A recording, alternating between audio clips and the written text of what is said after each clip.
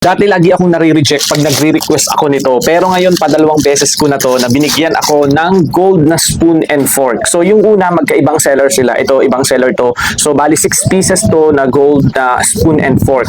Ayan, grabe. Ganda. Excited ako buksan to. Grabe, sobrang ganda. So, 3 pieces na spoon and 3 pieces na fork. Tingnan natin, ha.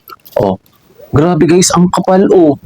Hindi siya basta nakukupi. Grabe, napakaganda ng gold spoon na to. So, hindi ako nagkamali dun sa seller na nirequestan ko. Grabe, ang ganda. Alam nyo ba, ang mura lang pala nito ha? Naka-gold ka na na spoon and fork, tapos napakamura mo pa mabibili. Makapal siya guys, talaga naman tatagal sa inyo. Tapos ang ganda ng texture niya. Hindi siya yung natutuklap guys ha. Matibay talaga. Quality, maganda yung materials na ginamit dito sa spoon and fork na to. Grabe, ang ganda guys ha. Patanggalin natin lahat para makita nyo.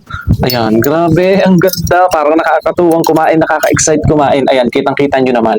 Di ba ang kapal ng ng material na ginamit dito? Ayan, oh. Tingnan nyo naman dito na lang sa sa handle na to. Oh. Ang kapal-kapal. Oh, ayan, kita nyo guys kung gaano kakapal yan ha.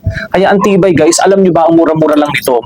So may 3 pieces, may 6 pieces na spoon, 6 pieces na fork. Ito guys, tatlo lang yung ni-request ko, 3 fork and 3 spoon. Ayan, kasi nakakahiya naman kay seller.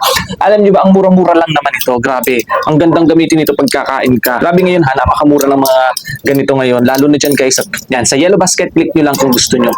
Ang ganda, grabe, sobrang nakakatuwa, oh, di ba? Sa napakamurang halaga, may gold ka na na spoon and fork. Kaya kung gusto nyo, check out na.